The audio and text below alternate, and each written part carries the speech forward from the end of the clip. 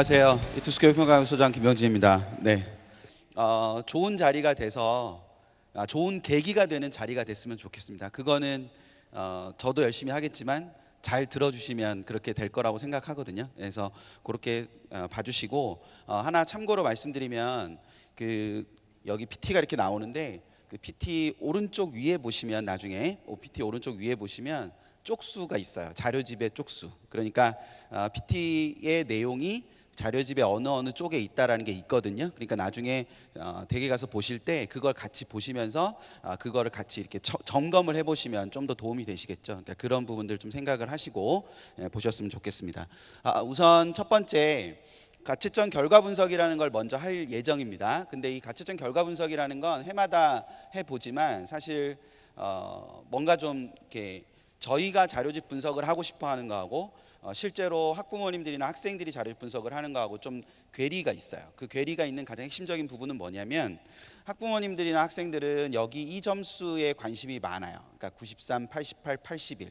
그래서 전년도에는 92, 86, 79였는데 93, 88, 81이다. 그러면 전년도보다 점수가 조금 올랐다. 뭐 원점수 등급 컷이. 근데 그거보다 더 중요한 건 뭐냐면 사실은 여기 위에 있는 만점에 해당하는 표준 점수 크기예요.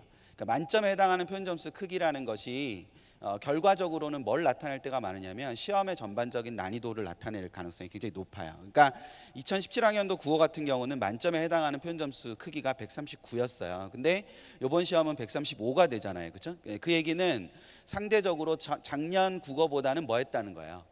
쉬웠다는 거예요. 그렇죠? 그래서 저거는 시험이 쉬웠을 수도 있고요. 또 하나는 어떤 문제가 생기냐면, 작년에는 AB형으로 재작년까지 나눠져 있던 것이 작년에 AB형으로 통합이 되면서 문제의 불확실성이 좀 존재했어요. 그런 부분들이 결과적으로는 표준 점수의 크기가 커지는 형태로 나타났을 수 있는 거죠. 그러니까 올해 시험이 쉬웠다라기보다는 그만큼 익숙해진 게 있었기 때문에 그런 게 있는 거고요. 또 하나는 6월, 9월에 시도됐던 새로운 변화들이 국어에 있어서는 적어도 국어에 있어서는 6월, 9월에 시작됐던 새로운 변화들이 수능까지 그대로 이어진 경향이 강했기 때문에 좀 익숙했던 학생들이 많았다. 그런 측면에서 조금 떨어졌다라는 건데, 여기서 이 135라는 숫자를 하나 기억을 해두실 필요가 있어요. 왜 기억을 해두셔야 되냐면, 자, 수학 가를 보면 자연계 학생들이 보통 보게 되는 수학 가를 보게 되면 표준 점수 그 크기가 131이에요.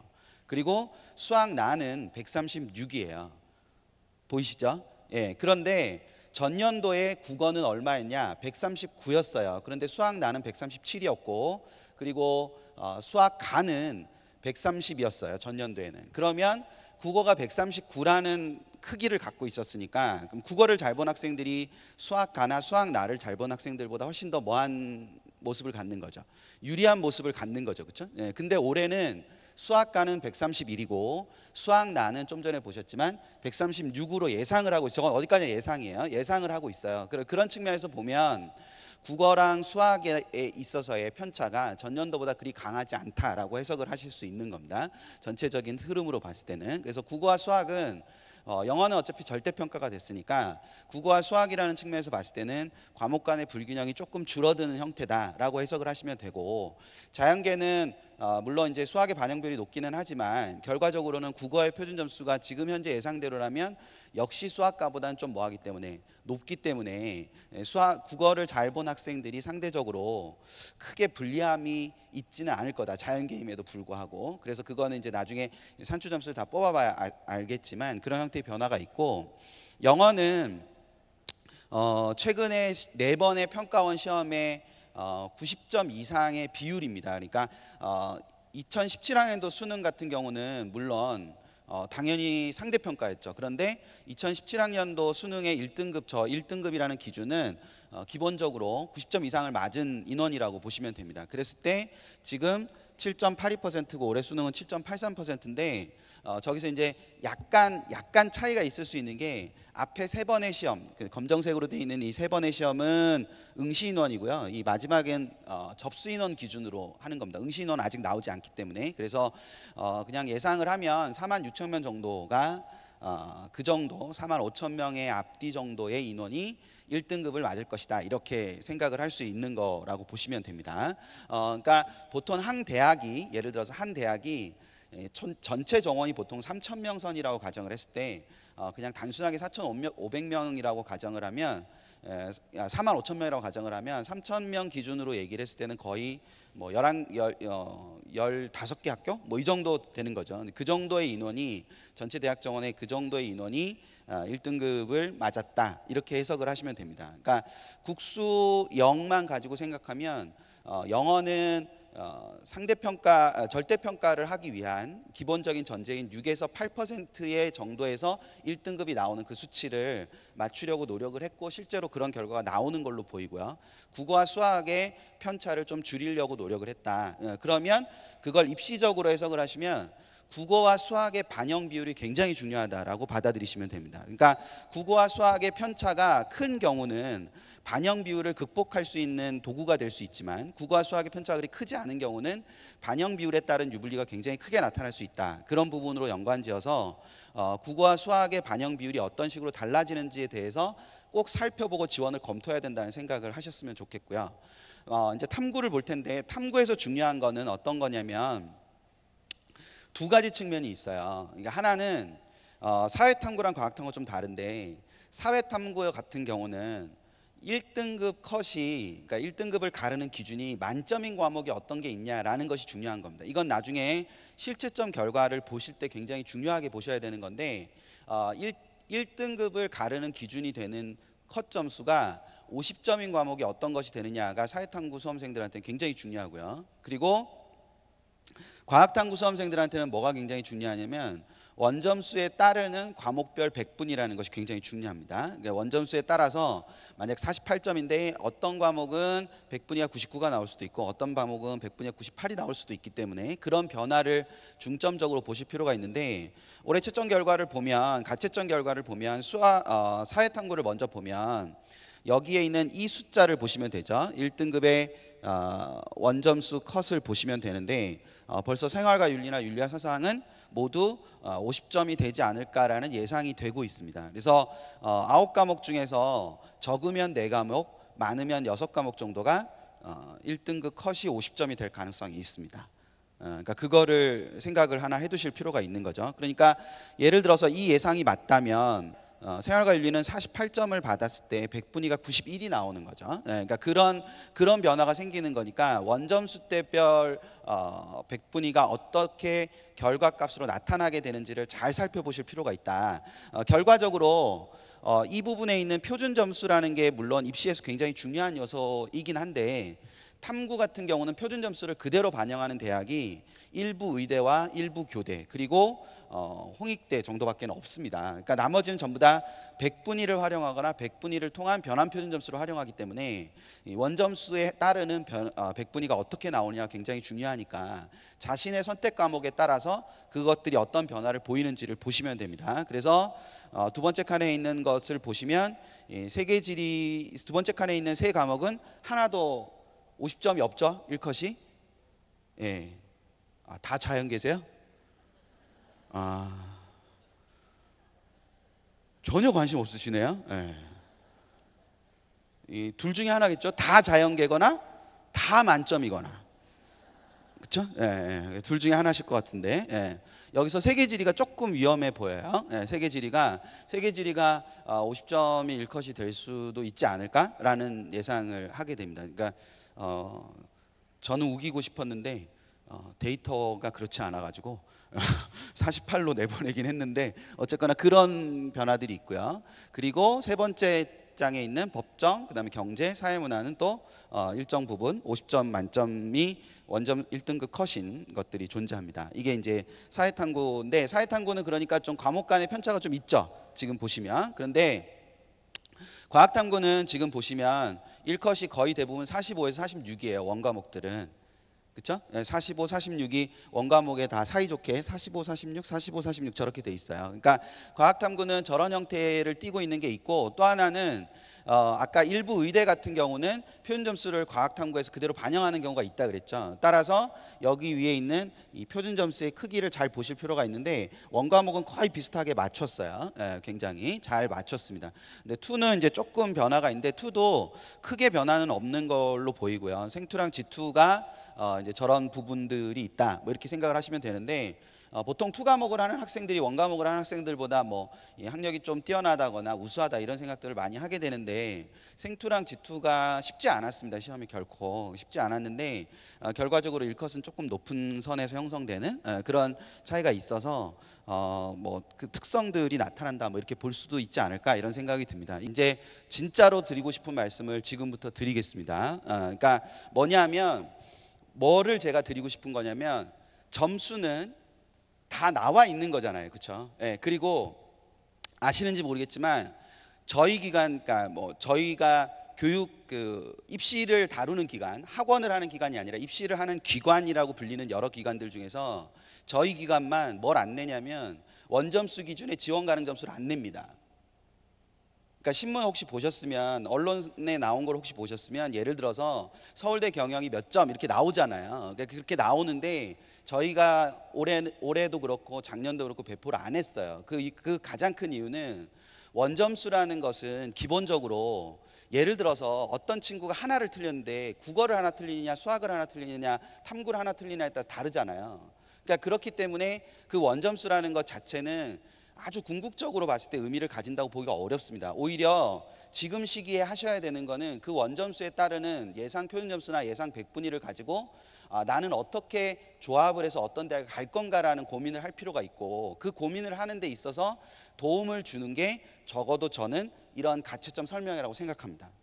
그렇기 때문에 그런 방법에 대해서 말씀을 드릴 거예요. 그러니까 뭐 몇 점이면 어딜 간다 이게 중요한 게 아니라, 내가 받은 점수가 있는데 그 받은 점수를 어떻게 하면 써먹을 수 있고, 그걸 어떻게 하면 단 1점도 버리지 않을 수 있을까, 그것에 대한 방법을 찾기 위해서 고민을 하실 필요가 있는 거니까 거기에 좀 도움을 받으신다는 생각으로 들으셨으면 좋겠습니다. 자, 가채점은요, 이 두 가지 측면에서 중요한 측면을 가지고 있어요. 수시적 측면하고 정시적 측면인데, 수시적 측면은 당연히 저거겠죠. 그래서 최저학력 기준을 충족시켰느냐 그러지 못하느냐를 판단하는 기준으로서 가채점이 굉장히 중요한 역할을 하고, 또 하나는 정시지원 가능선을 가늠하는 역할을 합니다. 여기서 당연히 이 부분이 의문이 드셔야 되는데, 정시지원 가능선을 가늠하는 건 수시적 측면이 아니라 정시적 측면 같이 여겨지잖아요, 그렇죠? 근데 저걸 수시적 측면에 넣어놓은 건, 저 정시지원 가능선을 가늠해야만 대학별 고사를 보러 갈지 말지를 결정할 수 있기 때문에 수시적 측면에 들어가는 겁니다. 그렇게 해석을 하시면 되고요. 정시적 측면에서는 이렇게 두 가지가 있겠죠. 정시 고민의 출발점이 될 거고, 또 하나는 실질적이고 이성적인 고민이 가능하다는 겁니다. 자, 이건 뭐냐면, 지금 고민해야 희망이 있죠.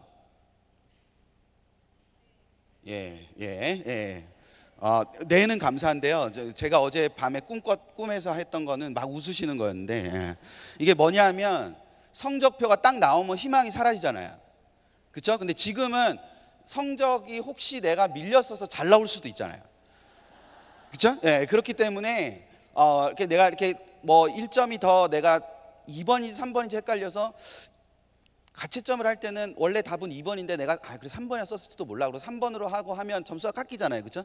근데 그러고 나서도 한편 속으로는, 이 속 구석에는 그래도 혹시 2번이라고 썼을지도 몰라, 그럼 몇 점이 더 올라가는 건데 뭐 이런 생각을 할 수 있잖아요. 그러면 그 점수가 올라갔을 때 대학이 또 있을 거 아니에요. 그럼 그 대학을 고민할 수 있죠. 근데 성적표 딱 나오면 그런 고민은 못 하잖아요. 뭔지 이해되시겠죠? 그러니까 지금이 굉장히 실질적이고 어떤 의미에서는 굉장히 이성적이고, 그리고 또 한편으로는 저 이성의 성자만 이렇게 살짝 바꾸면 이상적인 고민을 하실 수 있는 시기입니다. 그러니까 지금 고민을 하는 게 굉장히 중요한 거예요. 그러려면 가채점 결과가 없으면 그걸 할 수가 없잖아요, 그렇죠? 그러니까 그런 부분에서 이 실질적이고 이성적인 고민을 하는 순간이 지금 이 측면이다라는 생각을 잘 하시면서, 오늘 설명에는 저 두 가지, 수시적 측면하고 정시적 측면, 제 순서는 저 두 가지를 하나씩 짚어볼 예정입니다. 그러니까 그런 측면에서 보시면 되는데, 우선 수시적 측면에서 보면 첫 번째는 당연히 수능 최저학력 기준의 충족 여부를 검토하는 것이 중요하겠죠. 저게 굉장히 중요한데, 문제는 저기 있어요. 가채점 예상 등급 컷의 불안정성에 있어요. 그러니까 저희도 가채점 결과를 발표해요, 그렇죠? 하지만 이게 작년이에요, 작년 가채점 결과가 저랬어요. A 기관하고 B 기관하고 C 기관하고 D 기관을 다 보면 1컷, 2컷, 3컷이 다 뭐예요? 다 다르죠. 근데 2컷을 잘 보세요. 이 컷을 잘 보면 실제로 이 컷은 몇 점이었죠? 예, 86이었죠. 그렇죠? 예, 근데 실제로 단 어느 기관도 86을 낸 기관 없잖아요. 무슨 얘기인지 아시겠죠? 그러니까 가채점 기간에 수능 최저학력 기준을 통과했냐 못했냐를 판단할 때는 한 기간만 보는 게 아니에요, 절대. 예, 그러니까 심지어 국어는 A 기간인데 수학은 B 기간이고, 사탐은 사탐 한 과목은 C 기간이고 사탐 또 한 과목은 D 기간을 기준으로 보셔도 돼요. 그래야만 최저를 맞출 수 있으면. 예. 근데 그래서 나는 최저를 맞췄으니까 보러 간다, 이렇게 가시면 되는 거야. 근데 나는 A 기간에 온라인 강의도 들었고, 그러니까 A 기간을 믿을 거야. 그럼 철석같이 A 기간을 믿어가지고 그 A 기간에 따르면 나는 최저를 못 맞췄어, 그래서 안 가. 그거는 별로 바람직하지 않다는 거죠. 그러니까 어떤 기관도 절대적으로 신뢰하실 필요는 없어요. 그리고 자기에게 유리하게 해석하는 거예요. 최근 몇 년간 수학은 여기가 잘 맞추는 것 같아, 막 이렇게 하는 거예요. 그렇게 해서 가채점은 기본적으로 예상된 것이 굉장히 불안정하기 때문에 그런 측면, 이건 누구의 잘못도 아니에요. 어느 기관의 문제가 아니라 전체 응시생은 이만큼인데 모든 기관이 바라보고 있는, 그러니까 가채점 데이터를 취합하는 인원은 요거밖에 안 돼요. 이걸 갖고 뻥튀기를 하는 거잖아요, 어느 기관이나. 그러니까 그 부분에서의 불안정성이 존재하기 때문에 그 측면을 잘 고려해서 내가 좀 공격적으로 봐야 되겠다 또는 보수적으로 봐야 되겠다만 결정을 하시면, 그 다음에는 각 기관들보다는 좀 비교를 해가면서 보시는 게 필요하다. 그래서 애매한 경우는 대학별고사에 응시를 하는 게 훨씬 더 유리합니다. 물론 이제 대학별고사에 응시해가지고 그냥 이건 우스갯소리 하는 건데 보러 간다고 다 붙진 않아요. 그렇죠? 그러니까 이렇게 애들이 뭐 그런 건 차라리 괜찮은데 최저를 못 맞춰서 이런 건 괜찮은데 선생님 가서 붙으면 어떡해요, 뭐 이런 얘기는 굉장히 당혹스럽죠. 그러니까 이게 뭐 가서 이제 쓰고 이름 쓰고 나온다고 다 붙지는 않으니까, 그러니까 그런 측면 생각하셔가지고 좀 보실 필요가 있다. 대신 애매한 경우는 좀 적극적으로 응시를 하는 걸 고려해 볼 필요가 있다라는 겁니다. 또 하나는 자 이런 건데요. 정시 지원 가능성을 가늠하는 게 필요하다. 근데 기관마다 저게 맞진 않지만 어쨌거나 예상 표준 점수와 예상 100분이라는 것을 발표하고, 대학은 한 과목만 가는 게 아니라 여러 과목을 조합해서 가는 거니까 중요한 것 중에 하나가 예상 표준 점수의 총합이나 예상 100분의 총합이에요. 근데 저거보다 더 중요한 건 뭐냐면 저걸 통해서 산출되는 위치죠, 위치. 그렇죠? 예를 들어서 전년도에 상위 1%까지 간 학교가 있다. 그러면 그 모집 단위가 있다. 그러면 올해도 상위 1%는 뭐 할 수 있는 거예요? 갈 수 있는 거잖아요. 그렇죠? 근데 그 상위 1%라는 그 위치는 한 과목의 100분위가 아니라 여러 과목의 100분이나 표현 점수를 합치고 난 다음에 뭐가 되는 거예요? 위치가 나오는 거 아니에요. 그렇죠? 그러니까 그런 것들을 좀 확인하시려고 애쓸 필요가 있는데, 만약 그렇게 해서 예상 상위 누적 100분이라는 걸 구하셨어요. 구하셔서 우리의 위치가 어느 정도인지를 알게 됐어요. 그러면 예를 들어서 수시에 지원한 모집 단위와 우리 아이의 정시 지원 가능 모집 단위를 비교해 봤는데 수시에 지원한 모집 단위가 더 높다. 그러니까 예를 들어 우리 애는 2.3%인데 수시에 지원한 모집 단위는 1%다. 그러면 수시에 지원한 모집 단위가 더 높은 거 아니에요, 그렇죠? 그러면 고민 없이 그냥 뭐 하시면 돼요? 가시면 되잖아요, 그렇죠? 가서 불러주면 고마운 거죠, 그렇죠? 그러니까 그럼 되는 거예요. 근데 만약 반대라면, 그렇죠? 그러니까 정시에 지원할 수 있는 모집 단위와 수시 현재 지원해 놓은 모집 단위가 정시에 지원할 수 있는 지원 단위가 훨씬 더 크다. 그러면 더 높다. 그러면 당연히 시험 보러 뭐 하면 돼요? 안 가면 되는 거잖아요, 그렇죠? 근데 얘네 둘이, 대부분의 아이들이 얘네 둘이 비슷하죠, 그렇죠? 그러면 어떻게 해요? 비슷하면 비슷하면 여기저기 많이 물어봐야죠, 그렇죠? 여기저기 많이 물어봐야 되는데 보통 물어볼 때는 답을 정하고 물어보죠. 그렇지 않으세요? 답을 정하고 물어보시잖아요. 여기를 갈까요 말까요? 라는 물음은 상대가 뭘 해주기를 바라는 거예요. 가지 마세요, 이렇게 물어보는 거예요. 왜냐하면 갈 것 같으면 안 물어봐요, 보통. 학생들도 그렇고 학부모님들도 다 이렇게 연애해 보셨을 텐데 쟤랑 사귀면 어때? 이렇게 물어보는 건 진심을 듣고 싶은 게 아니잖아요. 그렇죠? 잘 어울려를 듣고 싶지. 그러니까 그런 것처럼 저게 두 개 같을 때는 어떻게 해야 되냐는 고민을 하실 수가 있는데, 문제는 자 제가 세모라고 해놨어요. 저게 굉장히 중요한 건데 뭐냐면요, 자 이런 거예요. 이런 애가 있어요. 전년도 수능 기준으로 이런 애가 있어요. 어때요? 예. 성적을 모르시겠죠? 예. 우리 애보다 잘했으면 잘한 거죠, 뭐. 예. 자, 얘는 지금 현재 상위 누적 1.7% 정도 되는 거예요. 작년도 기준으로. 전년 기준으로. 얘가 뭘 고민했냐면 여기를 갈까 말까를 고민했어요. 그러면 1.7%라는 그 상위 누적은 기본적으로 중도 미디어 커뮤니케이션을 갈 수 있는 점수예요, 정시에서. 그렇게 해석을 하실 수 있거든요. 그러니까 떨어질 가능성보다는 붙을 가능성이 더 많아요, 사실은. 그러면 얘는 논술을 보러 가야 될까요? 가지 말아야 될까요? 예. 그러니까 저는 무슨 얘기 하고 싶어서 얘를 갖고 왔을까요? 얘는 뭔 죄예요, 그렇죠? 예. 지성적 다 까이고. 예. 자, 얘는 이런 거예요. 여기서 뭘 하는 게 되게 중요하냐면 얘가 정시까지 남아 있다면 어디를 쓸 수 있을까를 고민하시는 게 더 중요해요. 얘가 정시까지 남아 있으면 이렇게 써야 되거든요. 그러니까 나군에서 중대 미디어를 써서 붙이거나 다군을 안정이라고 생각하고 여기를 써야 돼요. 그러니까 얘가 중대 시험을 보러 가지 않는다는 얘기는 정시에서 중대보다 더 뭐 한다는 얘기예요. 높여서 쓸 수 있다는 얘기잖아요. 무슨 얘기인지 이해하세요? 네. 그런데 문제는 한양대 같은 경우는 반영 비율이 25, 25, 25니까 이 1.7%를 그대로 넣어서 갈 수 있는데 사실은 한양대 미디어를 가기는 쉽지 않아요, 저 친구가.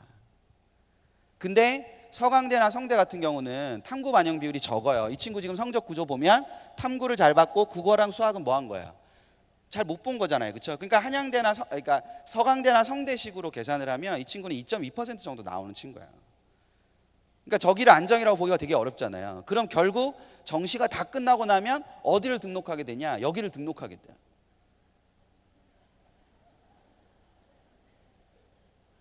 자, 그러면 정시까지 막 가슴 졸이면서 있어야 돼요? 논술을 보러 갔어야 돼요? 네, 논술을 보러 갔어야죠. 제가 아까 처음에 말씀드렸어요. 논술을 본다고 다 붙지는 않는다고요.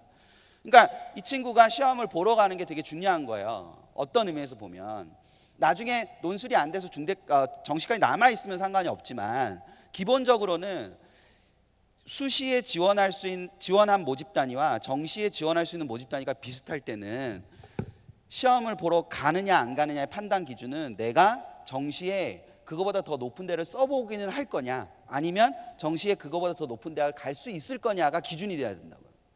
뭔지 아시겠죠? 그냥 안 가는 게 아니라 그러니까 그 흐름을 생각하시는 게 중요하니까 전체적인 틀에서는 그 부분을 생각을 잘 하실 필요가 있다. 정시적 측면에서는 몇 가지 일정들을 좀 보시면서 생각을 하실 필요가 있는데 자 기본적으로 여기 보세요. 수능 성적표가 요때 나와요. 그러니까 지금 요게 오늘이에요. 뭐 더 정확히 말하면 어제죠. 어제부터 정시 원서 접수 끝나기 전까지 수능 성적표가 나오는 날이 하루가 있어요. 12월 12일이죠. 그리고 수시 등록 최종 마감일이 있어요. 네, 수시 등록 최종 마감일이 있는데 올해는 1월 4일로 변경이 됐습니다. 그럼 1월 4일로 변경이 됐고 1월 6일부터 정시 원서 접수를 시작을 해요. 되셨죠? 그러면 이걸 총 4개의 구간으로 나눌 수 있어요. 그럼 이 4개의 구간이 실제로 각각 고민해야 되는 게 좀 다르고 그리고 실제로 저 4개의 구간을 기준으로 고민하시는 게 굉장히 중요한데 오늘 이제 다 잊으셔도 되는데 2부 말고 1부는 다 잊으셔도 되는데 딱 하나 진짜 무조건 하나만 기억해야 된다라고 하면 정시까지 남아 계시게 되면 무조건 뭘 기억하셔야 되냐면 여기를 기억하셔야 됩니다. 날짜로는 2018년 1월 5일. 예, 2018년 1월 5일 날 무슨 일이 있을 거냐? 확정 인원 공지가 나올 거예요. 예. 그러니까 정시에 분명히 10명을 뽑기로 했는데 수시 등록 마감을 하고 났더니 2명을 더 뽑아야 돼서 대학들이 정원을 12명으로 바꿔가지고 다시 재공지를 한다고요. 그게 1월 6일 이전에 무조건 진행이 돼야 돼요. 뭔지 되셨죠? 예, 근데 그게 날짜가 이걸 하지 않으면 수시 등록 최종 마감이라는 걸 하지 않으면 그걸 뽑을 수가 없어요, 절대. 그러니까 당연히 이게 끝나고 난 다음 날 하루 그래서 해마다 반드시 하루가 비거든요. 저 수시 최종 등록 마감하고 실제 정시원서 접수 사이에 하루가 벼요. 그 하루에 원하는 대학에 들어가셔가지고 입학처에 들어가서 모집 인원이 어떻게 바뀌었느냐라는 걸 해석하는 게 굉장히 중요해요. 그런데 여기서 팁을 하나 드리면, 요 확정 공지가 나오기 전에 반드시 모집 인원을 기억하고 계셔야 돼요. 네, 보통 대학들이 10명을 뽑기로 했다가 12명을 뽑는 걸로 바뀌잖아요. 그러면 10명을 뽑기로 했던 서류가 없어져요. 입학처 홈페이지에서. 그냥 12명 뽑는 거로만 나온단 말이에요. 그러니까 그게 왜 중요하냐면 10명에서 12명이 된 데가 있고 12명에서 12명이 된 데가 있을 거 아니에요. 그러면 12명에서 12명 된 거랑 10명에서 12명 된 거는 똑같이 12명을 뽑기는 하지만 그게 똑같은 상황이라고 볼 수는 없는 거잖아요. 하나는 2월이 된 거고 하나는 2월이 안 된 거니까. 그렇죠? 그러니까 2월 전의 인원을 기억하고 계실 필요가 있다. 조사를 해 두실 필요가 있다. 그건 당연히 지금 정시 모집 요강이 다 나와 있으니까 지금 다운받아서 놓으시면 되죠.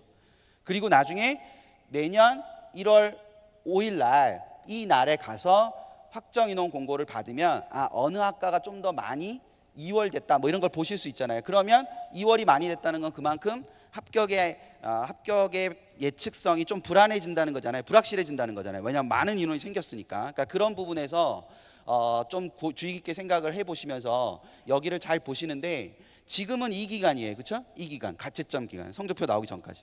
이때 해야 되는 고민이 있고 이때 해야 되는 고민이 있다는 거예요. 저는. 그리고 이때 해야 되는 고민이 또 따로 있어요. 그러니까 그걸 생각하시고 저걸 실천을 해보려고 노력을 하시는 게 필요한데, 가채점 기간에는 이런 것들을 해야 됩니다.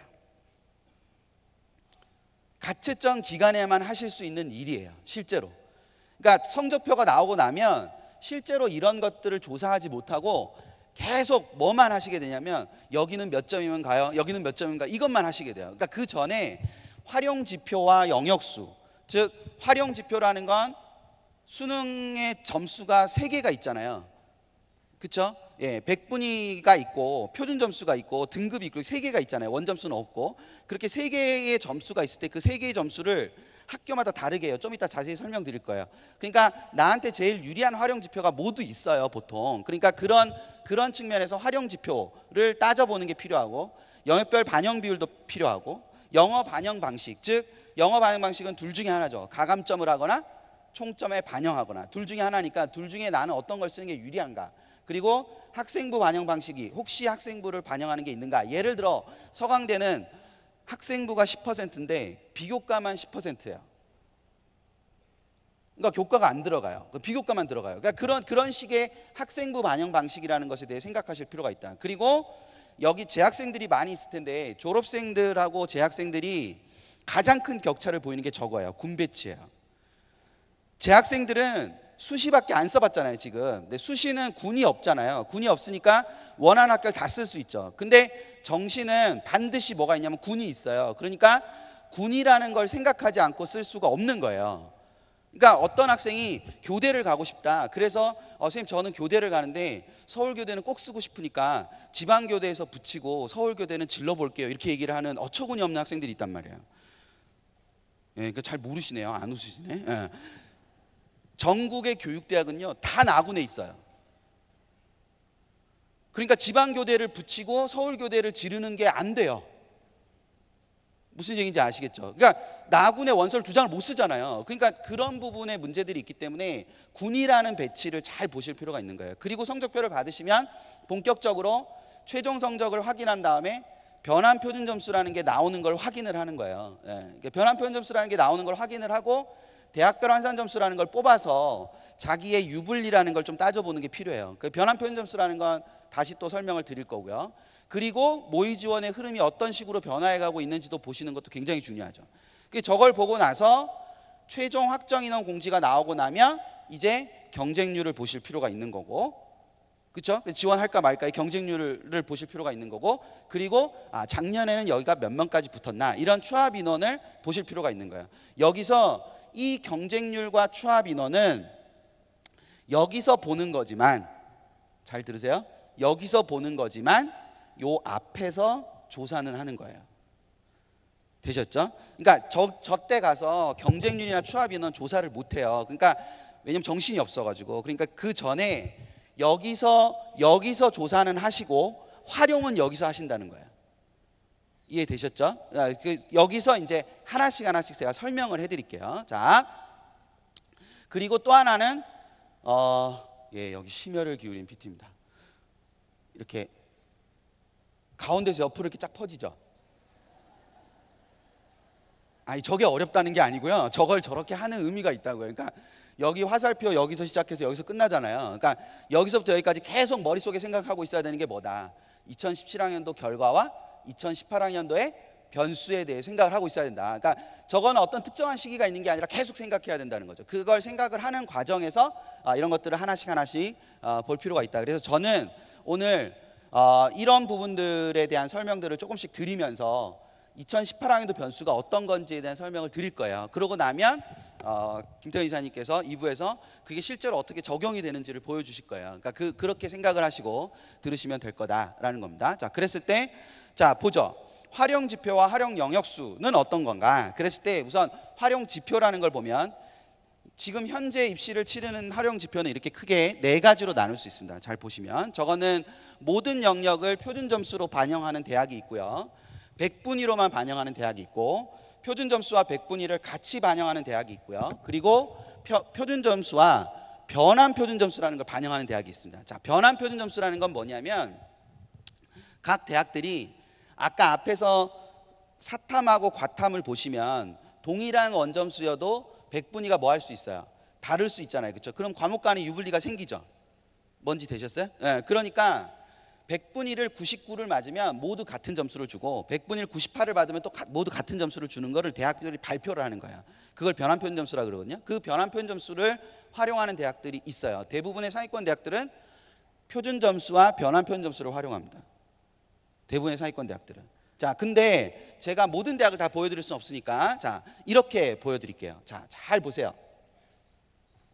아니 자료집 찾지 마시고 저걸 잘 보세요. 저기에 색깔이 다르죠. 예, 파란색 보세요. 파란색. 예, 전통적으로 한국인은 파란색을 구별 못하죠. 푸른색을. 예. 파란색이요. 녹색 말고 파란색. 예. 파란색을 보시면 다 뭐라는 이름이 있죠? 예, 그러면 교대를 지원하는 애도 100분위를 유리한 애가 있고 되셨어요? 표준 점수가 유리한 애가 있어요. 그러면 표준 점수가 유리한 애가 광주교대나 경인교대를 쓰면 어떻게 된다는 거예요? 안 된다는 거죠. 그러니까 자기한테 유리한 쪽으로 찾아가야 된다는 거예요. 뭔지 이해되시겠죠? 근데 빨간색 보시면 빨간색이 딱 4개가 있잖아요. 학교가. 예. 기다리면 해주시는군요. 자, 이렇게 4개가 있는데 저 4개는 저 4개보다 흔히 말하는 저보다 더 높은 학교라고 불리는 학교들은 그냥 다 맨 오른쪽에 있는 저 지표를 활용한다고 생각하시면 돼요. 근데 저 대학 끝부터는 학교마다 자신들의 유불리를 따지기 위해서 다 달라요. 그러니까 저 대학들이 비슷한 수준의 대학이라고 혹시 부를 수 있다면 예를 들어서 근데 각각 반영하는 방식이 서로 뭐예요? 활용하는 지표가 다르죠. 그러면 유불리가 분명히 생기겠죠. 그러니까 숙대에 굉장히 유리한 애가 있는 반면 동국대나 건국대에 굉장히 유리한 애도 뭐한다? 존재한다 이 말이죠. 이해되시겠죠? 녹색은 의대를 가지고 있는 모집 단위들이에요. 그러면 의대가 뭐 0점 몇 %가 간다. 근데 그 0점 몇 %가 어떤 애는 100분위로 0점 몇 %인데 경우가 있고 어떤 애는 표준 점수만으로 0점 몇 %가 있는 거예요. 그럼 이 두 아이가 서로 같은 학교에 모이지 않는다는 거예요. 다른 학교에 지원할 수밖에 없다는 거예요. 그런 의미에서 각자 자신의 유불리를 갖고 있는 활용 지표가 어떤 것인지를 확인하는 작업을 하는 게 굉장히 중요하다. 뭔지 되시겠죠? 그래서 그거를 같이 생각을 잘 해두시고 보실 필요가 있다. 그래서 손쉽게 하실 수 있는 방법은 각 기관들의 온라인 배치표를 가시면 저런 상위적을 알려주기도 하고요.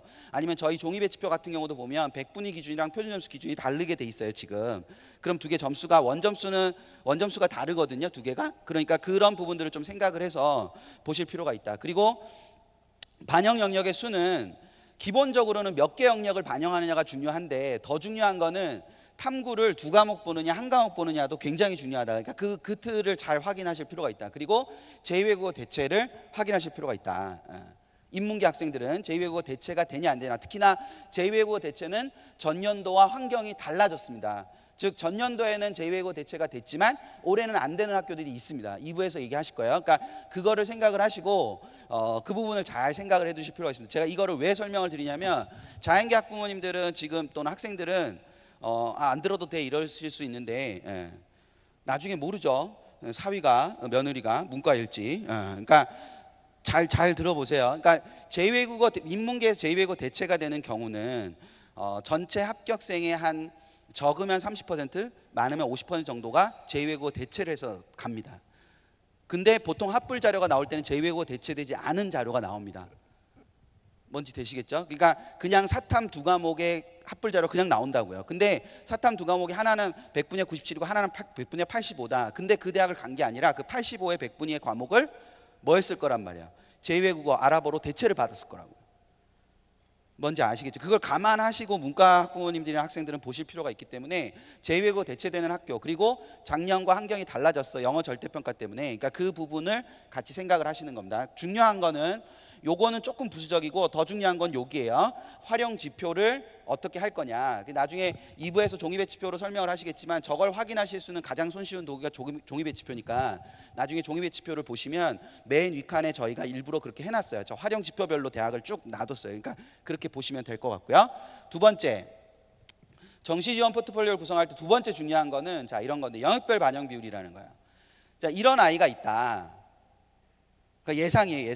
예상인데 이게 이제 가채점 하기 전에 제가 얘를 만들어 놓은 거기 때문에 수학이 저런 표점이 조금 안 맞아요. 안 맞는데 자 문과인데 이런 형태가 있다. 문과인데 그러면 잘 보시면 국수탐 보이세요? 국수탐?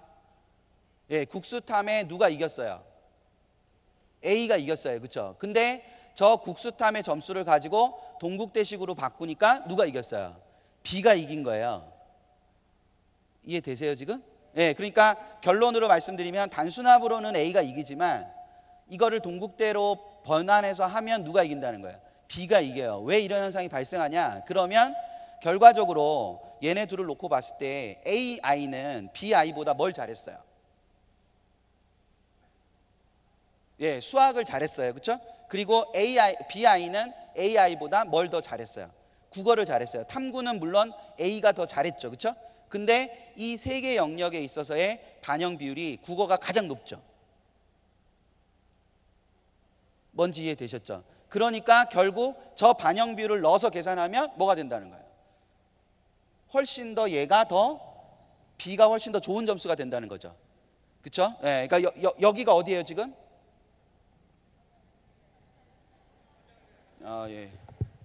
한양대예요. 어딘지도 모르고 계세요 지금? 제 설명에 그렇게 몰입해 주셔서 감사합니다. 그 한양대 같은 경우 인문계는 이 원래 전통적으로 작년까지는 1대1 대1 대1이었어요. 그러니까 이 반영 비율이 잘 안 먹히죠.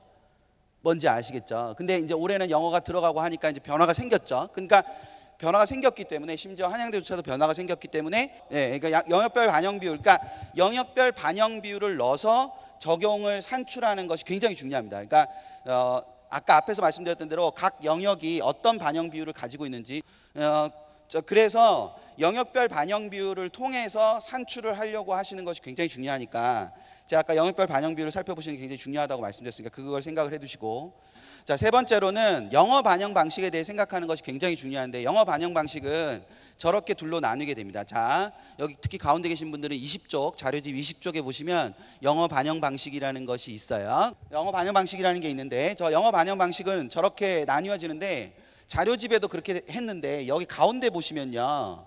여기 대학들이 있고 여기 대학들이 있는데 여기 가운데 보면 대학들이 없잖아요. 근데 밑에 보면 179개라고 적혀 있어요. 그러니까 전국의 대학들 중에서요. 기본적으로 맨 왼쪽에 저기 표의 왼쪽에 있는 저 대학들을 빼면 나머지는 전부 다 뭘 반영한다고 생각하시면 되는 거야.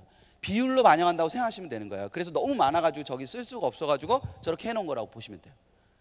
이해되셨죠? 근데 고대가 있고요. 서강대가 있고 서울대가 있고 성대가 있고 을지대 이건 의대 때문에 들어가 있는 거고요. 그리고 뭐 중앙대가 있고 그러니까 딱 보니까 이름을 아는 대학들은 여기 맞네? 뭐 이렇게 생각하실 수 있어요. 근데 그렇지도 않잖아요. 그렇죠? 그러니까 이쪽에 뭐 연대도 있고 한대도 있고 여기 다 있을 거 아니에요. 그렇죠? 그러니까 여기에도 그런 대학들이 있다. 그러니까 두 개에서 그러니까 영어를 그럼 우리 애는 영어를 평소보다 못 봤다. 그러면 어디를 써야 되느냐? 이런 고민하시는 게 중요한 거잖아요. 저거를 외우실 필요는 없잖아요. 그렇죠? 예. 저런 거 외우는 건 저희 같은 사람이 하는 거예요. 예. 그래 저희도 먹고 살죠. 예, 그러니까 저런 거 외우시지 말고 그러면 저런 것들을 어떻게 활용할 거냐를 자꾸 생각하셔야 되는 거예요. 여기는 대체로 영어의 영향력이 적은 거죠. 왜냐하면 총점 계산하고 난 다음에 빼니까. 뭔지 아시겠죠? 근데 여기는 영어의 반영 비율이 대체로 커요. 이해되셨죠? 그리고 여기 두 개 학교는 이게 안 되면 끝이죠. 그렇죠? 예, 반드시 저걸 해야 되는 거예요. 그러니까 그런 측면에서의 변화가 있다. 그런데 예를 들어서 올해 영어가 되게 어렵게 나와가지고 9월 달처럼 어렵게 나와가지고 영어를 뭐 영어 1등급을 맞은 애가 5%나 4%밖에 안 된다. 만약에 그러면 이 학교가 문제가 생기겠죠. 그렇지 않아요? 예, 그러니까 이 학교가 문제가 생길 텐데 그냥 통상적인 예상 수준의 6에서 8% 사이가 나올 가능성이 굉장히 높기 때문에 실제로 이게 굉장히 중요한 변수로 활용되지는 않을 가능성이 높다. 그거를 그렇게 해석을 하시는 거예요. 그래서 영어 반영 방식은 특히 여기에 갈 때 영어 점수를 꼭 산출하는 것이 필요하다. 그걸 잊으시면 안 됩니다. 영어 점수 꼭 산출하시는 게 필요한 거니까 그걸 하나 생각해 두시고, 학생부는 반영하는 대학이 있고 그렇지 않은 대학이 있어요. 그래서 학생부를 반영하는 대학보다는 반영하지 않는 대학이 많기는 하고, 실제로 학생부의 영향이 굉장히 크다고 할 수는 없지만 지금 시기에 뭘 꼭 확인하셔야 되냐면 반영 비율은 얼마나 되고, 즉 10%인데 그 10% 안에 교과만 10%인 대학도 있고 아까처럼 비교과만 10%인 대학도 있고 교과와 비교과 각각 5%, 5%인 대학도 있고 있으니 반영 비율에 대해 생각하시는 게 필요하고, 정말 중요한 건데 반영 과목 수라는 걸 꼭 확인을 하세요. 학생부 반영을 하는 경우에는 예를 들어서 주요 교과 각 상위 3과목 이렇게 나오면, 주요 교과 각 상위 3과목이라는 얘기는 각 교과별 3과목이라는 얘기는 국수, 영, 산하, 국수, 영, 과에 각각 3과목씩이니까 총 몇 과목이에요? 12과목이잖아요. 근데 보통 학생들이 생각할 때 내신 등급이라는 건 주요 교과의 전 과목이란 말이에요. 그러면 그거를 상위 12과목으로 뽑았을 때랑 전 과목일 때랑 당연히 자기 등급이 뭐 할 거예요? 다를 거 아니에요. 그렇죠? 그러니까 과목 수가 어떻게 되느냐를 확인하는 것도 굉장히 중요하다. 그리고 또 하나는 당연히 등급별로 극간 점수가 어떻게 달라지느냐를 볼 필요가 있다. 그거를 나중에 성적표 나오고 나면 할 시간이 없다. 그러니까 지금 한다. 여기 오늘 학생들도 많이 왔는데 학생들한테 진짜 부탁하면 그렇게 열심히 조사했는데 수시에 되면 어떡해요? 이런 생각하지 말고 열심히 조사해서 수시에 됐어. 그러면 친구한테 줘. 그렇게 덕을 베풀면서 살아. 그러니까 그런 생각, 그거 아깝다고 생각하지 말고 그것에 대해서 최대한 열심히 준비를 하려고 노력하는 것이 굉장히 중요합니다. 되셨죠? 자, 그리고 네 번째, 정시 지원 포트폴리오를 구성할 때 네 번째는 군 배치에 대해 생각하는 겁니다. 이게 굉장히 중요하다 그랬죠. 자, 제가 아까 첫 번째로 기억하셔야 되는 거를 막 얘기를 했던 게 있고, 지금 이제 군 배치라는 것도 잊으시면 절대 안 됩니다. 군 배치라는 거. 자, 보세요. 이렇게 군 배치가 돼 있어요.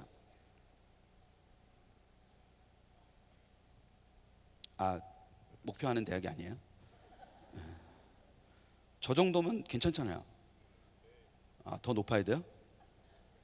이 정도가 있는데, 자 보세요. 자연계학 부모님들도 인문 잘 보시고 인문계학 부모님들도 자연 잘 보세요. 자, 인문에 가군에 서강대랑 성균관대가 있고요, 나군에 성균관대가 있어요. 되셨죠? 자, 그런데 문제는 빨간색 과를 보면 서강대 사회과학부가 있고 성균관대 사회과학 계열이 있어요. 보이세요? 근데 둘이 가군이죠. 이해되셨어요? 그러니까 어떤 애가 서강대 사회과학부랑 성균관대 사회과학 계열을 같이 쓸 거야 이렇게 생각하면 끝이죠. 얘는 뭔지 이해되시죠?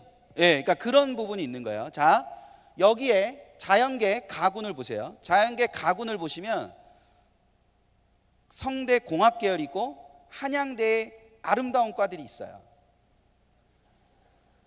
예, 미래자동차공학 뭐 이런 거 미자 저희끼리 미자라고 부르는. 예. 저는 애들이 와서 선생님 저는 미자 쓸 거예요 막 이래가지고 깜짝 놀랐어요. 요즘 그런 이름을 가진 친구도 있니? 막 이랬더니 예. 미래자동차더라고요. 예. 보통 이렇게 많이 하죠. 저기 나군에는 한양대 융전 뭐 이런 얘기 많이 하죠. 예. 근데 지금 보시면 공학 계열하고 한양대 신소재나 에너지나 화학이 겹쳐 있잖아요. 그러니까 저거 두 개를 동시에 쓸 수가 없죠. 나군도 지금 보시면 성대 자연과학 계열하고 한양대 물리하고 화학하고 같이 있잖아요. 그러니까 무슨 얘기냐면 저 두 개를 배치 점수를 놓고 봤더니 어떤 애가 화학과를 가고 싶어. 근데 성대는 과별 모집을 안 하니까 자연과학 계열로 가서 지원을 하는데 뭐 어느 쪽이든 하나를 안정을 잡고 하나를 도전을 한다. 만약에 두 대학 중에 그러면 그런 게 가능하다는 거예요, 불가능하다는 거예요? 불가능하다는 거예요. 두 개 같은 군에 있기 때문에. 그러니까 저 군 배치라는 걸 확인하시는 게 굉장히 중요하다. 그러니까 종이 배치표를 왜 드리냐면 저런 거 확인하시라고 드리는 거예요. 절대 종이 배치표에 서열대로 쓰시면 안 돼요. 되셨죠? 예, 그래서 오늘도 배치표만 받고 가신 많은 분들이 계세요. 제가 굉장히 이해하기 어려운 분들. 예, 그러니까 그 종이 배치표라는 거는 그런 걸 확인하는 데 있어서의 도구지 그걸 가지고 원서를 쓰는 게 아니다. 특히 어머님 아버님들이 옛날에 원서 쓰시던 그 경험을 생각하셔가지고 긴 자갖고 와갖고 이렇게 막 갖다가 줄 대고 막 이렇게 하시면 안 돼요. 학생들은 잘 모르겠지만 옛날에 엄마 아빠는 그렇게 썼어. 이게 학교 교무실에 가면 이렇게 큰 종이 배치표가 하나 붙어 있는데 선생님이 너 몇 점이야 가서 자를 딱 줘. 그러면 자를 갖고 가가지고 거기서 딱 해. 그럼 두 줄 내려. 그럼 두 줄 딱 내려가지고 불러 이렇게 하는 거야. 그러면 쫙 불러. 그러면 그 중에서 하나 골라. 뭐 이렇게 되는 거야. 원서 그렇게 쓰셨단 말이야 엄마 아빠는. 그러니까 오늘 딱 와가지고 그 한 장을 바라고 딱 오셨는데 벌써 세 장이야. 되게 당혹스럽지. 이 세 장을 뭐 어떻게 해야 되나. 근데 뭐 또 종이 배치표 주세요 막 이랬는데 또 직원들이 장판지요? 막 이러니까 또 더 당황스러워. 그러니까 이게 종이 배치표는 그런 참고의 도구로 활용하는 거지 그걸 가지고 최종 지원을 결정하시면 안 됩니다. 그 전에 지금 가채점 기간에는 반드시 뭐의 배치에 대해서 고민해야 된다. 군 배치에 대해서 고민해야 된다. 모든 국립대 의대는 가군에 있어요. 모든 국립대 의대는 가군에 있는데 가고 싶은 의대는 다 나군에 있어요. 그러니까 그런 차이에 대해 생각하시는 거라는 거예요. 그러니까 그게 어떤 차이를 갖고 있는지 그런 부분들을 잘 보시면서 보실 필요가 있다. 그래서 여기까지 하시면 정시지원 포트폴리오라는 게 되는데 이 정시지원 포트폴리오는 어떻게 하는 거냐면 이런 걸 다 고려해서 가군의 최소 3개, 나군의 최소 3개, 다군의 최소 2개. 그럼 몇 개죠? 예, 이거 의지만 있으면 하시는 건데 가군의 최소 3개, 나군의 최소 3개, 그리고 다군의 최소 2개. 그러면 총 몇 개죠? 8개. 그렇죠? 최소 8개에서 12개 정도까지를 정해놓는 걸 정시지원 포트폴리오라고요. 이걸 언제까지 한다? 예, 설명을 잘 못했나 봅니다. 수능 성적표가 나오기 직전까지 한다. 그래서 8개에서 12개를 미리 정해놓는 거예요. 그리고 심지어 그게 조금 시간이 더 되시면 가군에 어디를 쓰면 나군에는 어디 쓰고 다군에는 어디 쓴다는 시뮬레이션도 해놓는 거예요. 그걸 A라고 써놓으면 되잖아.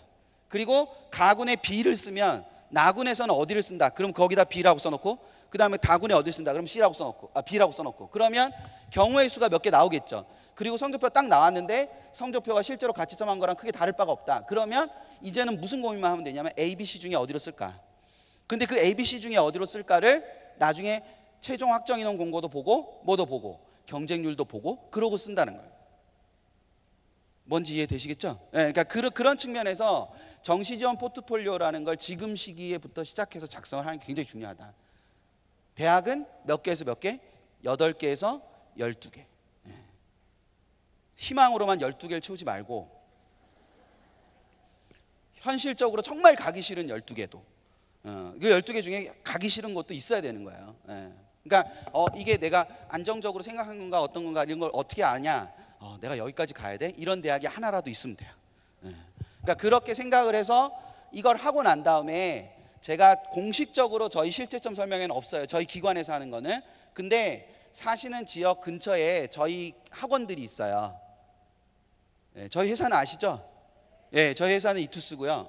학원은 강남 하이퍼 학원이랑 청솔 학원이라는 데가 있어요. 그래서 사시는 데 주변에 그 학원들인데 그 학원들에서 2번에 걸친 설명회를 해요. 실체점 설명회, 성적표가 나오고 난 다음에 설명회를 한 번 하고 대학별 상세 지원 설명회라 그래서 각 대학별로 분석해 드린 설명회를 해요. 그러니까 그거를 나중에 들으시면 되고, 저는 가채점 설명회만 하는데 실제점 기간에 못 빼니 실제점 기간에 하셔야 되는 것까지 잠깐 언급을 할 거라는 거예요. 그게 뭐냐면 지금 저렇게 작성된 정시 지원 포트폴리오를 검토하는 거예요.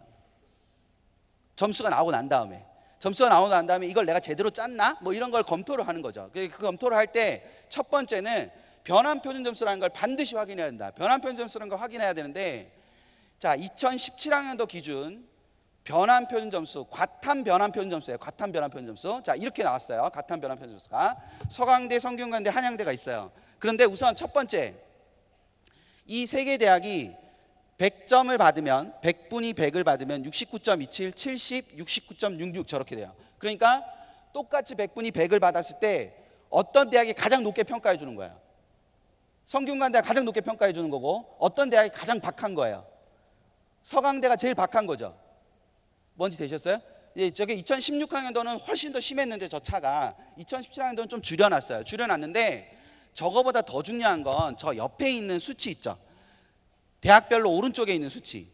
저게 만점 기준으로 깎이는 점수예요. 이해되셨어요?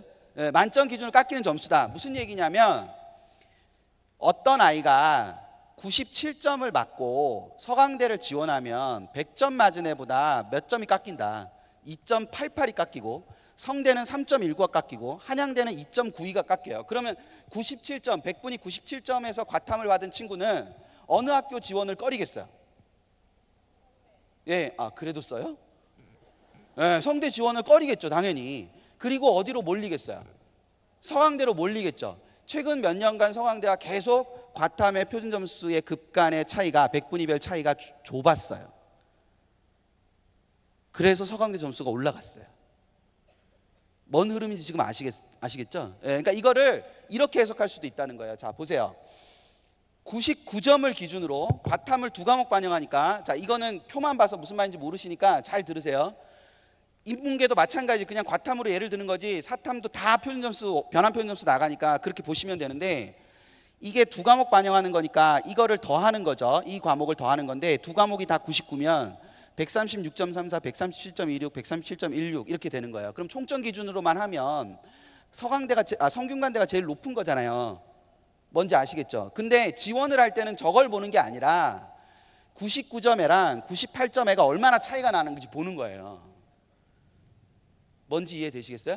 그러니까 저게 높은 게 중요한 게 아니라 100분이 하나당 점수의 극간의 차이가 얼마가 나느냐가 훨씬 중요한 거 아니에요. 되셨죠? 그러면 99 기준으로 보면 98은 성대가 제일 유리해요. 되셨죠? 근데 99를 기준으로 97, 96, 95는 전부 다 어디가 제일 유리한 거예요? 서강대가 제일 유리한 거예요, 구조가. 그럼 애들이 저 점수 계산을 다 하기 때문에, 그럼 애들이 과탐을 못 본 애들은 어디로 몰려서 가는 거예요? 서강대로 몰려서 가는 거고, 과탐을 잘 본 애들은 편차가 제일 큰 게 어디니까? 97에서는 어디가 제일 크냐? 한양대가 제일 크고, 96에서는 성대가 제일 크고, 그리고 97로 가면 95로 가면 다시 어디가 제일 강하다? 한양대가 되게 강하니까 99점을 받은 애들은 오는 애들이 몇 점대냐는 걸 생각해서 성대나 한양대를 뭐 하게 된다는 거예요? 고르게 된다는 거예요. 근데 과탐을 못 봤으면 어디로 몰리게 된다는 거예요? 서강대로 몰리게 된다는 거예요. 무슨 차이인지 아시겠어요? 그러니까 저게 변환 표준 점수라는 것이 갖고 있는 성질이 분명히 존재하기 때문에, 그러니까 대학들이 변환 표준 점수 하나 낼 때도 그냥 막 내는 게 아니라 다 생각을 하는 거예요. 우리는 어떤 애들을 모아야지? 이렇게 생각을 하는 거예요. 그러면 한양대 같은 경우는 과학탐구를 잘하는 애들을 모아야 된다. 이렇게 생각을 하는 거죠. 성대도 그렇고. 뭔지 이해되시죠? 그러니까 그런 흐름을 생각을 하는 거다라는 거, 그거를 생각하시면서, 그래서 반드시 변환 표준 점수가 나중에 나오니 변환 표준 점수가 나오는 거를 생각을 하셔야 된다. 변환 표준 점수는 언제 나오냐? 원서 접수하기 일주일 전 정도부터 나오기 시작을 해요. 정시 원서 접수 하기 일주일 전 정도부터, 좀 빠르게 나오면 뭐 열흘 전부터 나오기도 하는데, 그때 입학처에 그런 페이지, 입학처에 가서 변환 표현정사 나왔는지 안 나왔는지를 확인해보고 자기가 유리해졌는지 불리해졌는지 이런 걸 확인하실 필요가 있다. 되셨죠? 네. 두 번째, 전년도 결과를 수집하는 게 필요한데, 검토를 하되 이런 거예요. 전년도 결과를 수집을 하는데 경쟁률 중요한데, 경쟁률은 어떤 경쟁률을 보통 보세요? 마지막에 최종 접수된 경쟁률 보잖아요. 그렇죠? 근데 어떤 한 대학은 이랬거든요, 작년에. 그럼 마감 경쟁률은 4.73인데 마감 전날까지 경쟁률이 1.09잖아요. 그러면 이 1.09를 보고 애들이 뭐 했다는 거예요? 몰려왔다는 거죠. 뭔지 이해되시죠? 근데 더 웃긴 거는 2.15에서 3이 됐다가 3에서 4.73이 되는 거니까, 여기 마지막 최종 별파를 봤더니 2.15 대 1에서 3 대 1로 조금밖에 안 올랐으니까 저기로 별로 애들이 지원 안 하나 봐, 이래가지고 뭐 한 거예요? 확 간 거 아니에요? 그래서 최종이 저렇게 된 거 아니에요? 그러니까 경쟁률이라는 걸 보시는 핵심은 마지막 이걸 보시는 게 아니라 각각의 날짜별 또는 시간대별 경쟁률이 어떻게 바뀌는지를 보는 게 굉장히 중요하다는 거예요. 뭔지 이해되시겠죠? 예, 그래서 저런 서비스들을 확인을 해보시는 게 되게 중요하다. 그러니까 저희가 참고로 이거는 저희 합격 예측 서비스 안에 들어가 있는 화면 예시인데, 저런 부분들을 생각을 하시면서 보시는 겁니다. 이게 경쟁률이라는 게 왜 중요하냐면, 그러니까 경쟁이라는 건요, 이렇게 차이 나는 애와 비슷한 애 중에 누구랑 하는 거예요? 비슷한 애랑 하는 거잖아요. 그러니까 비슷한 애랑 하는 거니까 비슷한 애가 많이 모이냐 덜 모이냐에 따라서 점수가 달라질 거 아니에요. 그렇죠? 예, 그러니까 막 저기 붙어 있는 저 이상한 3명, 그러니까 한 명이 나중에 발견돼 가지고 3명밖에 못 걸었는데, 지금 저기 쟤네는 경쟁률 안 볼 거 아니에요. 아, 쟤네도 봐요? 쟤는 안 보고 그냥 쓰겠죠. 안 보고 그냥 쓸 텐데, 쟤네는 안 보고 그냥 쓸 텐데, 실제 그렇지 않은 애들은 계속 그 경쟁률이라는 걸 봐야 되는데, 그 경쟁률이라는 게 올해 입시 상황이 어떠냐에 따라서 바뀔 거 아니에요. 그러니까 저 경쟁률이라는 걸 왜 봐야 되느냐를 잘 생각해 보면, 경쟁률이 비슷하면 전년도와 비슷한 결과가 나올 가능성이 높기 때문이다. 근데 그 최종 경쟁률은 아무도 알 수 없으니 뭘 보는 게 중요하다? 날짜별, 시간대별 경쟁률을 보는 게 굉장히 중요하다. 이해되셨죠? 그러니까 저걸 어떻게든 구하세요. 그리고 최종 확정 인원을 확인하는 것이 중요한데, 이거는 올해 아니라 작년에 최종 확정 인원을 보시는 게 되게 중요하다. 그러니까 작년에 몇 명이 더 2월이 됐냐 이런 걸 보는 거예요. 근데 작년에 2월 된 규모랑 올해 2월 된 규모가 비슷하면 결과값이 뭐 할 가능성이 높아요? 비슷할 가능성이 높지만, 작년보다 올해가 훨씬 더 적게 2월이 됐다면 그거는 비슷한 결과를 보인다고 어렵죠. 그렇죠? 그러니까 전년도 2월 인원이 어떤 규모를 갖고 있냐 이런 것들을 보는 것도 아주 중요하다. 그러니까 저런 걸 확인하려고 애를 쓰시는 것이 필요한 거니까 그 부분을 생각을 해주시면 되고, 그리고 추가 합격 인원이 어느 정도 되느냐, 그거를 확인을 해보실 필요가 있는데, 저거는 여러 가지 매체를 통해서 얻으실 수도 있고 대학에 물어보실 수도 있어요. 네, 대학에 물어보실 수도 있으니까 물어보시려면 솔직히 말씀드리면 다음 주 지나서 수능 성적표 나오기 전까지 물어보세요. 예. 아니 다음 주까지는 다들 바쁘잖아, 대학도. 아니 우리 서로 도우면서 살아야죠. 예. 그러니까 저희가 오늘 한양대에서 할 수 있는 것도 한양대 시험이 다음 주라서 할 수 있는 거거든요. 한양대 시험이 이번 주면 못했을 거 아니에요.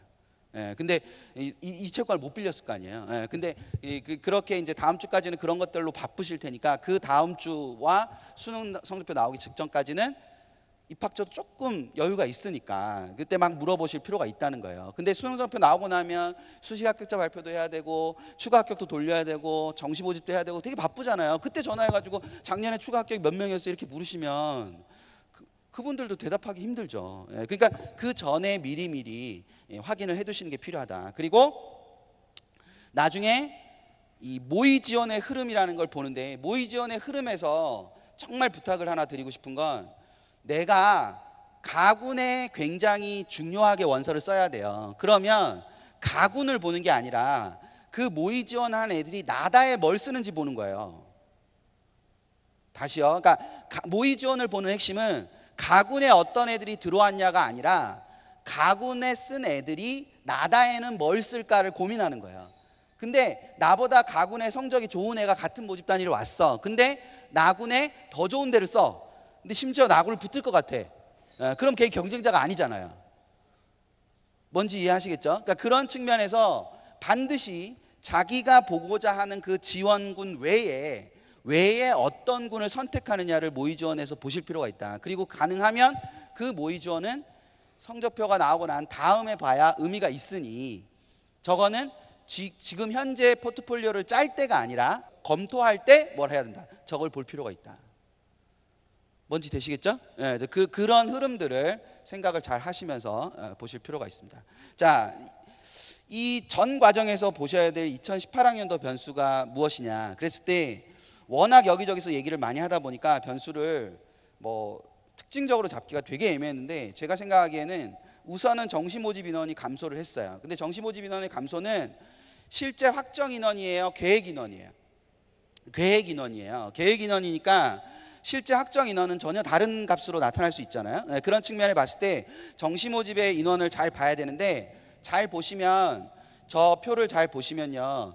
2017학년도와 2018학년도가 있고 실제로 그 증감이 이렇게 나타나 있어요. 그럼 전부 다 뭐밖에 없어요? 마이너스밖에 없잖아요. 여기 하나를 빼고. 그렇죠? 여기 하나를 빼고 다 마이너스밖에 없는데 이 그룹 같은 경우는 여기 이 두 번째 그룹, 여기 표에서 보는 이 두 번째 그룹 같은 경우는 이화여대가 굉장히 큰 일을 했는데 이화여대가 올해 학과별 모집을 하지 않아요. 인문계는 인문계 통, 자연계는 자연계 통 이렇게 뽑아요. 의대 빼고. 그렇게 뽑기 때문에 그렇게 뽑다 보니 정시인원을 굉장히 많이 줄였어요. 그래서 이 그룹에서 이화여대를 빼면 이 두 번째 그룹은 거의 비슷해요. 전년도와. 그러니까 이화여대 빠진 게 저 정도가 된다는 거죠. 그러니까 기본적으로 물론 이제 가군에서 빠진 거지만 그래서 그런 측면에서 보면 이렇게 변화가 생기기 때문에 이 숫자 줄어든 것만 가지고 따지면 이 그룹과 이 그룹에서 원서를 쓰는 게 좀 어렵다라는 생각을 하실 수 있어요. 근데 중요한 거는 뭐냐면 이거예요. 이거. 자, 이 표랑 이 표랑 자 뭐가 다른지 보세요. 이 표랑 이 표가 뭐가 다르냐면 이거는 2017학년도와 18학년도를 비교를 해놨지만 이거는 지금 2018학년도만 있죠. 되셨죠? 근데 2018학년도만 있는데 색이 있어요. 색. 자, 저게 무슨 말이냐면 여기서 여기 이 그룹을 선택한 애들은 나군에서 이 그룹을 선택할 가능성이 있죠. 뭔지 지금 이해되세요? 그리고 여기를 선택한 애들은 다시 가군에서 이 그룹을 선택할 가능성이 있죠. 예, 근데 공교롭게 이거 두 개를 합치면 이거보다 적죠. 아, 계산이 안 되세요? 예. 근데 이거 두 개를 합치면 이거보다 많잖아요. 그렇죠? 그러면 이거를 딱 했을 때 아기가 안 맞죠. 모든 애들이 간학군을 다 쓸 거 아니에요. 다 쓰는데 이런 패턴을 가졌을 때의 인원수와 이런 패턴을 가졌을 때의 인원수가 서로 뭐하다는 거예요? 다르다는 거예요. 얘네가 다 그냥 가군에선 여기 만날 거예요. 근데 간하군은 이렇게 다르게 쓸 거라는 거죠. 그러면 분명히 저 구조를 봤을 때 어느 순간에 비는 쪽이 뭐 할 수 있다. 생길 수 있는 거 아니에요. 그러니까 지를 때는 그런 고민을 하셔야 된다는 거예요. 저런 군별 인원을. 뭔지 지금 이해되세요? 네, 그러니까 저런 패턴을. 그러니까 종이배치표를 뒤에 2부에서 다시 자세히 설명하시겠지만 또 하나는 종이배치표에 인원이 다 나와 있으니까 모든 학과에 그러니까 한눈에 딱 볼 수 있으니까 그 구간의 인원들을 보는 것도 아주 큰 도움이 될 수 있다. 뭐 이런 거를 생각을 해보시는 건데 어쨌거나 군을 보실 때 인원의 변화라는 거를 잘 보실 필요가 있다. 그래서 합쳤을 때 인원이 많으냐 적으냐라는 걸 잘 따질 필요가 있다. 자연계 같은 경우는 이거랑 이거 합치면 이거보다 아주 많아요. 그렇죠? 예, 근데 이거랑 이거를 합치면 이거보다 또 아주 많아요. 그러니까 여기가 많이 비어 있는 거죠. 그렇죠? 여기가 많이 비어 있으니까 저 부분이 실제로 위에 아래 애들이 쓴다고 얘기를 하면 저 위에 쓴 애들이 여기서 흡수되는 애들도 있겠지만 거기서 빈자리도 있으니까 여기 애들이 공격적으로 지원할 수 있는 가능성은 더 뭐해진다, 많아진다 이렇게 해석할 수 있는 거예요. 전체적인 틀에서. 그러니까 그런 변화들을 생각을 하실 필요가 있다. 대신 절대로 어디를 쓸 거라는 걸 뭐 하기 전까지는 절대 결정하면 안 된다. 수시 2월이 되기 전까지는 절대로 내가 꼭 써야 되겠다 이렇게 결정하면 안 된다. 그거를 꼭 염두에 두시면서 보실 필요가 있다. 또 하나는 인문계 학부모님들 관계가 없는 게 아니라 인문계 학부모님들도 하나 생각하셔야 되는 게 있는데, 자, 수학 가 선택자와 과탐 선택자의 변화가 굉장히 중요해요. 이게 나중에 응시 인원으로 나와봐야 할 텐데, 지금 현재까지의 접수 인원만 가지고 생각을 해보면, 자, 빨간 거 주목해서 보시면 과학탐구 선택자가 뭐 했어요? 늘었죠. 비율만 는 게 아니라 실제 도수도 뭐 했어요? 늘었어요. 4,190명이 증가했다는 얘기예요. 저게 전체 응시생은 16,000명이 줄었는데 과학탐구 응시생은 4,190명이 늘었다는 얘기예요. 저건 접수자 기준으로. 그러면 수학과 응시자의 수도 뭐 해야 돼요? 늘어야 되잖아요. 그렇죠? 수학과 응시자의 수도 늘어야 되는데 수학과 응시자 수는 4,341명이 줄었어요. 되셨어요? 저걸 다르게 해석하면 과탐을 선택하였지만 수학과를 선택하지 않은 수가 전년도보다 더 뭐했다? 증가했다. 이렇게, 즉 나형 과탐의 수험생이 많아졌다. 이렇게 해석할 수 있는 거예요. 뭔지 되셨어요? 즉 가형을 하고 과탐을 하는 학생들의 숫자가 줄었다는 것은 결과적으로 수학과를 지정하는 모집 단위에 어떤 문제가 생길 가능성이 굉장히 높다. 왜냐하면 수학과 수험생이 뭐 했으니까? 줄었으니까. 그러면 이 수학과 수험생들을 지정하고 있는 중위권 대학들이 있을 거 아니에요. 근데 그 중위권 대학에 가야 되는 애들이 수학과를 하지 않고 뭘 했다? 수학나를 했다. 뭔지 지금 아시겠죠? 그러니까 그 부분에서 여기서 문제가 하나 생길 수 있다. 그럼 역으로 수학가나와 과탐을 지정하는 모집단이, 그러니까 사과탐을 다 받는 게 아니라 과탐만 받는데 수학은 가나든 아무거나 써도 되는 애들, 그런 애들이 지원하는 모집단위는 오히려 경쟁자가 더 뭐한 거예요? 늘어난 거라고 볼 수 있죠. 뭔지 지금 이해되시죠? 예, 그러니까 여기는 경쟁자가 좀 줄고 여기는 경쟁자가 좀 뭐하니까 느니까 전년도와 비슷한 결과를 보이지 않을 가능성이 굉장히 높다. 그러니까 저 모집 단위들을 주의할 필요가 있다. 그 얘기예요. 뭔지 되시겠죠? 그거를 저 응시 집단을 가지고 해석을 하는 거예요. 근데 저거는 응시 인원이라고요? 접수 인원이라고요? 접수 인원이에요. 접수 인원이니까 실제로 응시 결시자가 있으니까 그 결시자까지 포함한 인원을 봐야 되겠죠. 그러니까 그 부분을 나중에 보고 생각을 해두시면 될 거다. 또 하나는 영어가 절대평가됐기 때문에 저게 굉장히 중요한 거예요.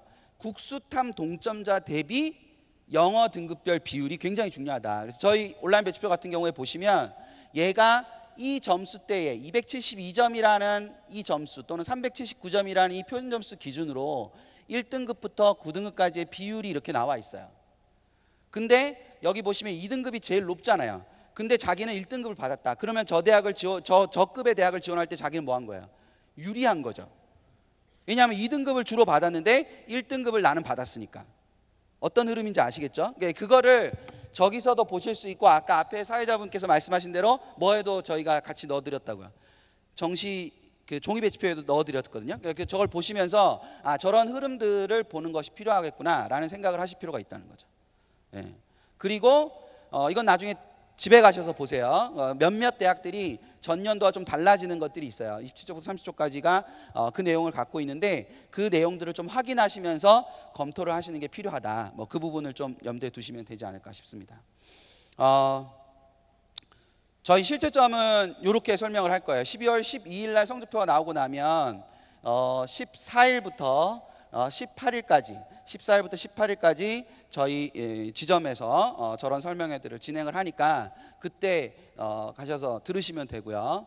그리고 이제 또 하나는 요거만큼 중요한 것 중에 하나가 이제 이런 설명, 그러니까 대학별 상세 지원 설명이라 그래서 대학별로 설명을 드리는 거예요. 대학별로. 그러니까 1그룹, 2그룹, 3그룹, 4그룹 이렇게 해가지고 그 대학들만 이렇게 분석을 해드리는 그런 설명회를 하는 건데 각각 인문계와 자연계 각각 다르게 진행을 하니까 그걸 가지고 이렇게 보시면 될 거예요. 이거는 이제 하이퍼학원에서도 진행합니다. 강남 하이퍼학원에서도 저건 진행을 하니까 전체적으로 보시면서 가까운 쪽에 가셔서 들으시면 됩니다. 이게 상세한 내용은 그 지역의 학원들이나 아니면 홈페이지에서 확인하시면 됩니다. 그러니까 이게 지금 이렇게 돼 있는데 아이고 이렇게 돼 있는데 10시 반 뭐 이렇게 돼 있는데 10시 반에 시작해서 끝나는 시간은 뭐 7시 정도 돼요.